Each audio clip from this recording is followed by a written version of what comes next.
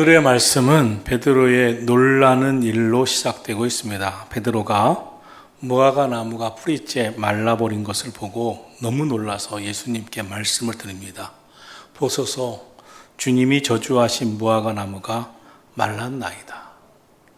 베드로가 충격을 받은 것으로 보입니다. 주님이 이 무화과 나무는 다시는 열매를 맺지 못할 것이다 하신 말씀을 하시긴 했지만 정말 그 말씀처럼 무화과 나무가 말라버릴 줄은 몰랐던 것 같습니다. 그래서 보소서 예수님이 저주하신 무화과 나무 말랐습니다. 이런 마음이었겠죠. 그때 예수님께서 베드로에게 말씀하십니다. 하나님을 믿으라. 베드로는 무화과 나무가 말라 죽은 것을 보고 놀랐는데 예수님은 이에 대해서 하나님을 믿으라 이렇게 말씀을 하십니다.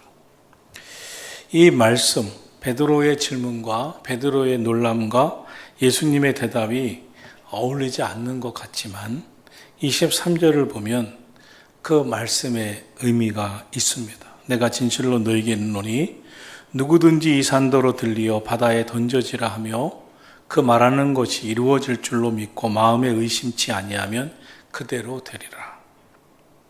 산을 들어서 바다에 던진다는 비유는 말이 안 되는 비유입니다. 즉 불가능을 이야기할 때 사용하는 말입니다.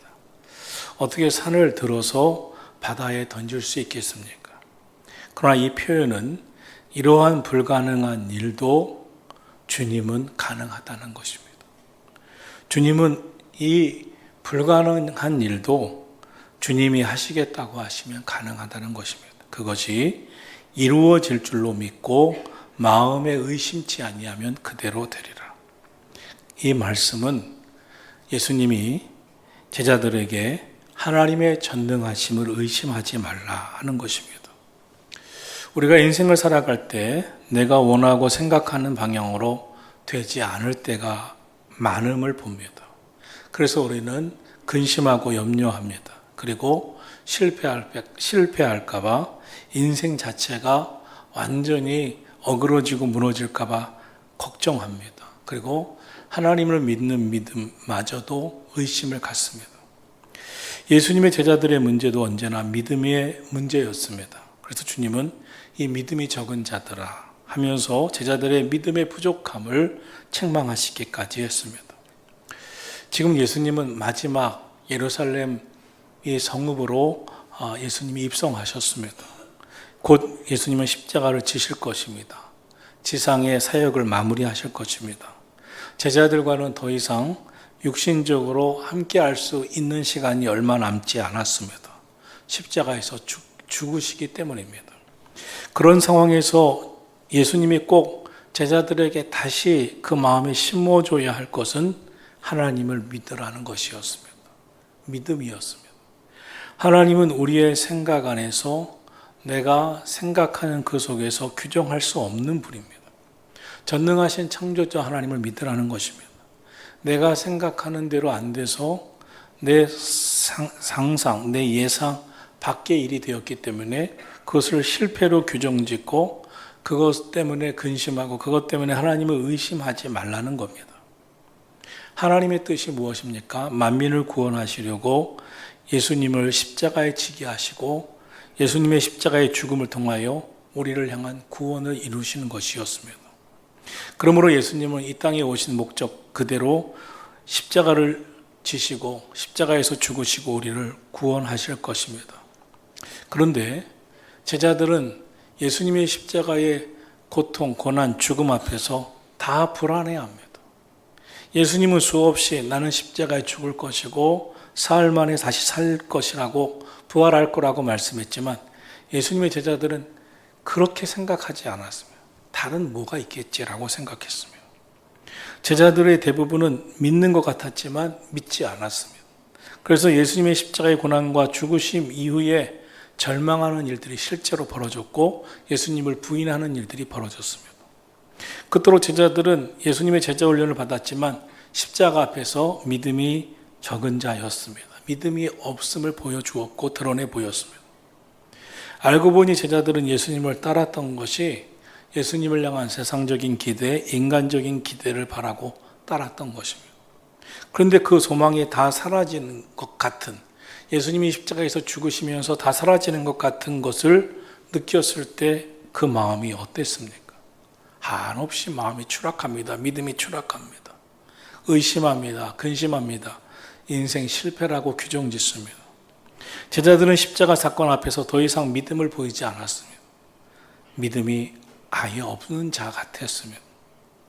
무화과 나무가 말라버린 것을 보고도 놀라면서 예수님께 주님이 하신 말씀대로 되었습니다. 와, 충격입니다. 이상합니다. 놀랍습니다. 이런 일이 실제로 일어날 줄 몰랐습니다. 그렇게 생각한 제자들이었습니다. 그런데 무화과 나무가 말라 죽은 것을 보고도 놀라는 제자들이 예수님의 십자가 사건 후에, 십자가에서 죽으심 후에 그렇게 예언하신 사흘 만에 부활하리라, 사흘 만에 살리라 하는 말씀을 믿었을까요? 믿고 있을까요? 그 역시 믿지 못했습니다. 그러한 일은 일어나지 않아야 되고 일어나면 안 된다고 생각하던 그들이었습니다. 그런데 예수님은 그런 마음 상태를 보시고 하실 말씀이 딱 하나였습니다. 하나님을 믿어라. 예수님께서 그들에게 대답하여 이르시되 하나님을 믿어라.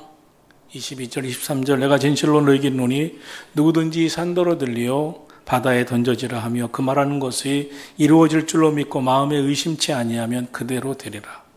그 어떤 불가능한 일도 이루실 하나님을 믿어라. 믿음으로 기도하라. 믿고 기도하면 하나님이 이루어 주실 일들이 있을 것이다. 그러므로 내가 너희에게 말하노니 무엇이든지 기도하고 구하는 것은 받은 줄로 믿으라. 그러면 너희에게 그대로 되리라. 주님은 무화과 나무만 마르게 하실 수 있는 분이 아닙니다. 그 이상도 하실 수 있는 분입니다. 그 하나님을 믿어야 합니다. 반대로 말라 죽은 무화과 나무도 다시 살리실 수 있는 분이 또한 주님이십니다. 그러므로 내가 너에게 말하노니 무엇이든지 기도하고 구하는 것은 받은 줄로 믿어라. 그러면 너에게 그대로 되리라. 하나님을 믿고 살아가야 합니다. 상황과 환경을 보고 믿고, 상황과 환경을 보고 웃고, 상황과 환경 때문에 근심하고, 상황과 환경을 보고 염려하며 살 문제가 아닙니다. 우리는 어떤 상황, 어떤 형편, 어떤 처지에든지, 심지어 무화과 나무가 말라도 예수님이 십자가에서 죽으셨어도 하나님을 믿어야 합니다. 부활을 믿어야 합니다. 이 무화과 나무는 포도나무와 함께 이스라엘을 상징하는 나무입니다. 그런데 저주를 하셨습니다. 그 결과 나무가 말랐습니다. 지금 예수님은 마지막으로 예루살렘 성을 입성하셨습니다. 이 무화과 나무를 저주하셨고 말랐다는 것은 앞으로의 이스라엘의 미래를 예언하고 있는 것입니다. 무화과 나무가 마르듯이 앞으로 이스라엘의 상황은 말라 죽는 무화과 나무처럼 될 것이라는 것입니다. 무화과 나무가 말라버리듯이 예루살렘 성전은 다 파괴될 것이라는 것입니다. 이스라엘이 누굽니까? 하나님이 택한 민족입니다. 하나님이 택하셨다는 말은 하나님의 계획과 목적을 갖고 선택한 백성이었다는 것입니다. 그런데 이제 무화과 나무를 저주하고 말라 죽게 하신 것처럼 이스라엘의 절망적인 미래를 예언하시고 이스라엘은 예루살렘 성전은 절망적인 미래가 바로 앞에 있다는 것입니다. 그럼 제자들은 무엇을 해야 합니까? 하나님을 믿어라. 예루살렘 성전이 다 파괴돼도 하나님을 믿어라. 이스라엘이 멸망해도 하나님을 믿어라. 무슨 말씀입니까? 이스라엘이 멸망해도 그것이 겉으로는 실패처럼 보이지만 하나님을 믿어라. 이스라엘은 실패했어도 하나님은 실패하지 않으신다. 실패가 없으신 하나님은 또 다른 계획과 뜻을 갖고 계시다. 하나님은 또 다른 예정이 있으시다. 그 하나님을 믿어라. 예루살렘 성전 다 무너져도 하나님을 믿어라. 예루살렘 성전은 무너졌어도 하나님은 무너진 것이 아니다. 우리에게 말씀하시려는 하나님의 뜻이 있습니다. 아무리 절망적이라도 하나님을 믿고 여전히 믿음으로 기도하라는 것입니다. 무화과 나무가 말라 죽듯이 우리 인생에 그 같은 일이 있어도 하나님을 믿어라. 그래서 여러분, 욥이 어땠습니까? 자기 몸이 다 망가져 병들어. 자녀들 다 죽어. 그 많은 재산 다 잃어요. 그래도 주신 자도 여호와시고 가져가신 자도 여호와시오니 나는 하나님을 끝까지 신뢰하고 믿겠다는 것입니다. 그래도 하나님을 믿어라. 무화과 나무가 죽은 것 때문에 괴로워하지 말고 하나님을 의심하지 말고 실패했다고 생각하지 말고 하나님을 믿어라.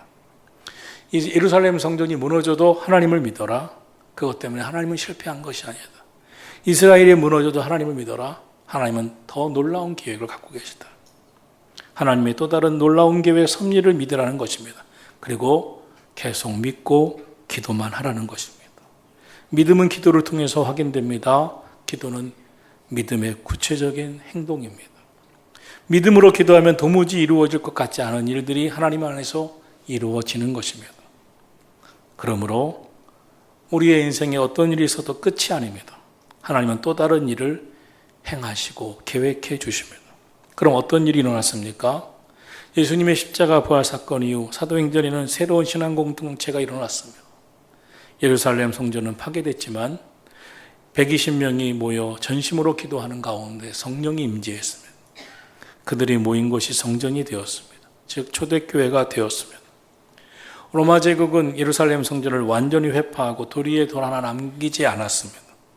예루살렘 성전은 완전히 무너졌습니다. 그러나 하나님의 계획은 실패하지 않았습니다. 하나님은 무너지지 않으셨습니다. 하나님은 예루살렘을 넘어 온 세계 열방에 하나님의 성전을 일으키시고 기도하는 집을 세워주셨습니다. 초대교회는 예루살렘에만 세워진 게 아닙니다. 소아시아, 유럽, 그리고 아메리카를 넘어 아시아, 우리 대한민국, 그리고 이 안중에도 주의 성전이 세워지고 있고 복음이 전파되고 있습니다. 그러므로 예수님 말씀하십니다. 하나님을 믿어라. 하나님의 또 다른 계획을 믿어라. 하나님의 역사하심을 믿어라.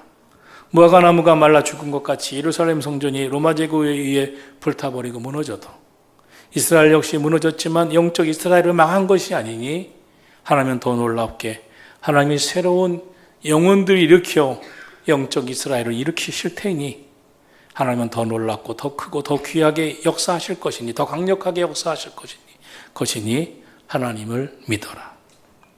역사는 인간이 세워가는 것 같지만 철저히 하나님이 이끌어 가십니다. 믿음은 무엇입니까? 하나님을 의심하는 게 아닙니다. 하나님을 온전히 신뢰하는 것입니다. 하나님이 이루어 가시는 것을 믿는 것입니다. 산을 향하여 바다에 던지라 하면 즉 그와 같은 불가능한 일도 이루어지게 하실 하나님을 믿으면 그리고 기도하면 이루어진다는 것입니다. 그 기적을 믿는 게 아닙니다. 그 하나님을 믿는 것입니다. 하나님이 이루실 역사를 믿는 것입니다. 믿음이 있어야 합니다. 열매를 맺고 살려면 믿음이 있어야 합니다. 그러나 당시 이스라엘 백성들은 하나님을 믿는 모양만 갖추고 있었습니다. 실제로 믿음 있는 척만 했습니다. 믿음 있는 것과 믿음의 모양만 있는 것은 하늘과 땅 차이입니다. 가지가 나무에 붙어 있는 것과 붙어 있는 것처럼 보이는 것은 완전히 다릅니다. 가지가 나무에 붙어 있는 것처럼 보이면 붙어 있지 않는 것 때문에 열매를 맺을 수 없습니다.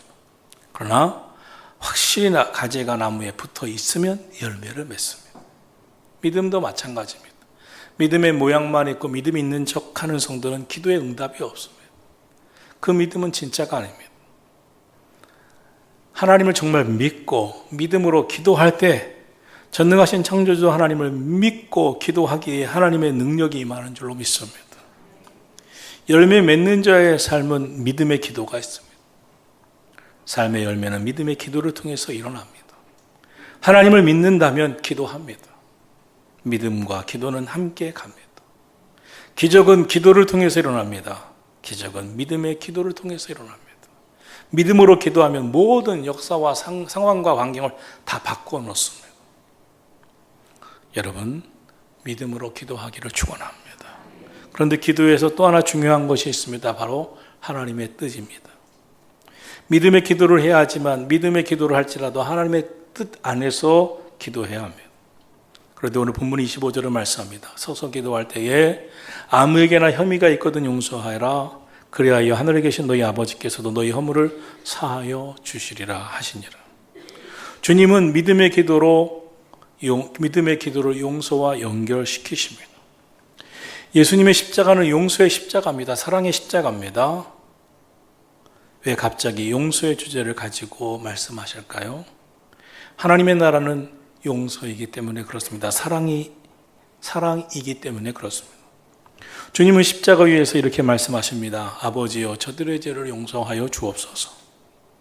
용서는 하나님의 뜻을 이루는 축복의 통로입니다. 세상은 어떤 곳입니까? 투쟁하는 곳입니다. 세상에서 제일 재미있는 드라마, 제일 재미있는 영화는 무엇입니까? 원수 갚는 겁니다. 보복의 원리가 세상의 기본입니다.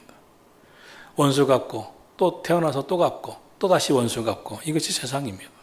그러나 주님의 법은 용서와 사랑입니다. 성경은 말씀합니다. 어떤 혐의가 있어도 용서하라.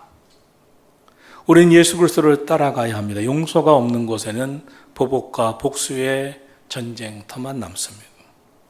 인류의 역사에 나타난 모든 비극과 불행의 정중앙에는 복수만 있습니다.